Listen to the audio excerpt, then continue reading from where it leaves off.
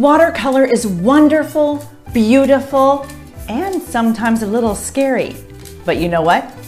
I have 3 fun, fast, and fabulous projects for you today that were designed especially for the beginner watercolor artist in mind. Are you excited? I am too. Let's get started. Okay, let's go over your supply list first. You need a composition notebook, a pair of scissors, glue dots, or double-sided tape. You also need a couple acetate sheets. These are just clear plastic sheets that you can pick up from any office supply store or craft store. Paper towels, a water cup, an inexpensive watercolor set of your choice.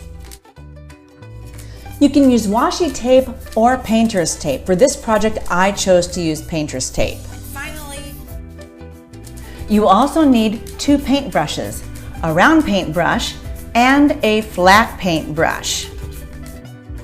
And last but not least, watercolor paper.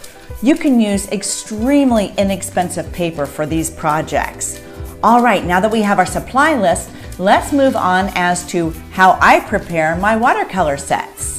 All right, I'm going to check. What I do is I take my brush and I dip it into some water and I squeeze 5 or 6 drops into each of the pots of paint that I'm going to be using. Or I can also use this wonderful little pipette where I get some water in the little pipette and I squeeze 5 or 6 drops into there and I let it sit for 5 or 6 minutes. And I prepared my watercolor paper. I have used painter's tape to create a small finger-sized border around the outside of the paper. What we're going to use is some sort of brush that can hold a lot of water, and we're going to dip in and we're really going to brush over the whole paper. We're going to work pretty fast doing this project because watercolor paper tends to dry out pretty quickly. Okay, now that our background is prepped, now we're going to dig in and we're going to start putting our color on the background. You can do it in whatever way you want. You might be inspired by the way that you see me here. You can watch some videos online to say how to make a watercolor background, but here is just one idea of how to do it.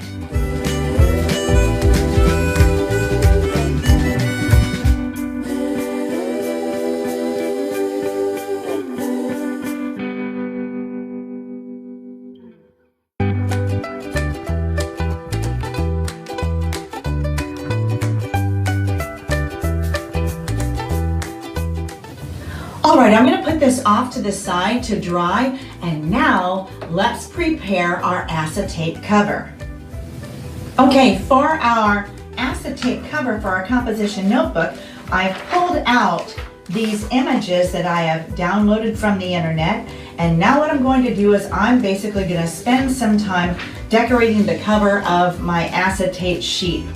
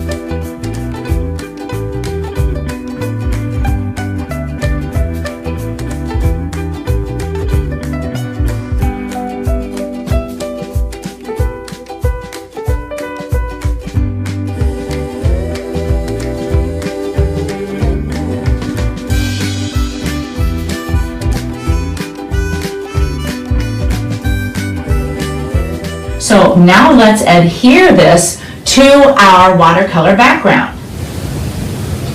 Okay, the background that I made with you earlier is still drying, so I decided to pull this one out. This one I made about an hour ago and is nice and dry now. So I'm going to remove the tape and adhere this wonderful cover to this background.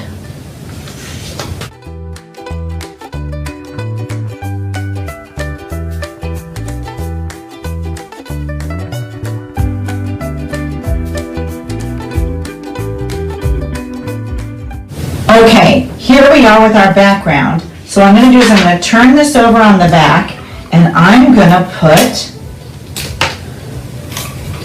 only 4 small pieces, because I don't want it to show up too much, of double-sided tape, or you can also use clear glue dots. And I'm going to adhere that to the front of this. There we go. All right, here's our composition notebook ready to be covered. I'm going to turn this over, and once again, I'm going to use only 4 small pieces of double-sided tape.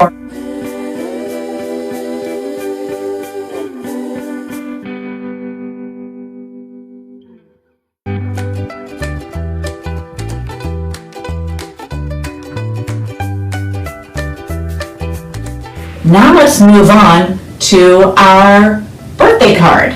Okay, the supplies for our birthday card are really super simple. They're very similar to the supplies that we needed for our composition notebook. What we basically need is a pre-made card and envelope. I buy these in a set of 50 at places like Michael. And this is just very inexpensive watercolor paper that I have cut to just fit inside the pre-made card. And black Sharpie markers, watercolors, and brushes. That's it. So let's get started. Okay, for this project, we're going to use the thicker black Sharpie marker. I might use the detail one to put in little details at the end. You can tell with these that I used the smaller brush to get these fine details on my orange candle there, but these are generally done with the larger one. It's totally up to you. This was, of course, written with the thicker one. This was, of course, written with the thinner one. Totally up to you. But for the sake of this video, so that it pops off the page and you can see what I'm doing better, I'm going to use the thick marker.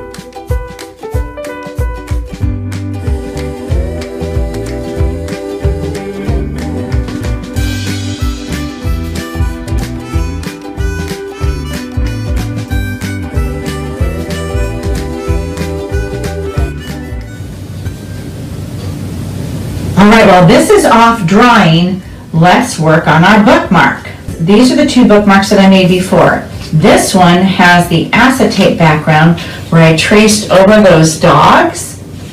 Isn't that cute? And then this one I actually just wrote directly, whoops, wrong side, directly on top of my, my watercolor. So what we're going to do is we're going to prepare our watercolor bookmark exactly the same way as we prepared our composition notebook cover. All right, here we are with our bookmark. This is 2.5 by 6. I think that's what it is. But you can use one of your own bookmarks as a template if you want to be able to cut it to the same size. But I think this is about 2.5 by 6.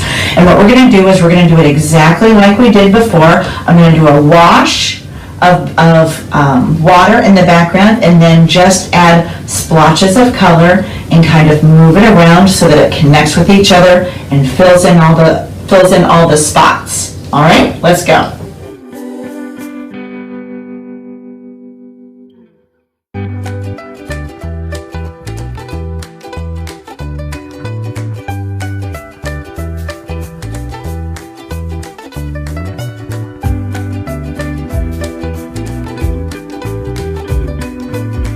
Let me me put this off to the side to dry, and then we're going to work on our acetate cover for this bookmark.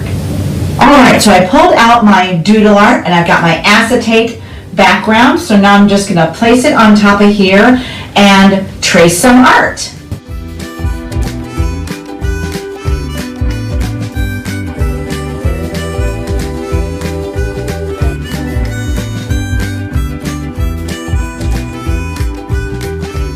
So now let's take this background and we're going to put it onto our, well, let me take it off of this one because I happen to know that my other one isn't dry yet.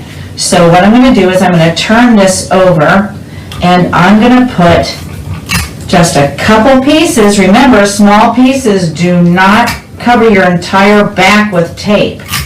All right, and I'm going to position it over my bookmark and tap it into place.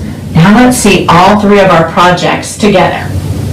Okay, so there we have it.